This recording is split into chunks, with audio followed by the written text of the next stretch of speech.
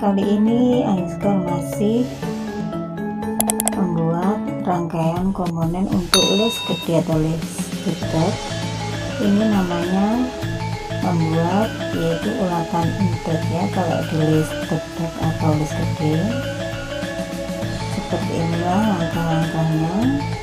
Jangan lupa untuk tekan subscribe sebagai tanda kalian semua mensupport channelnya Ayu Serta. Salam rahayu.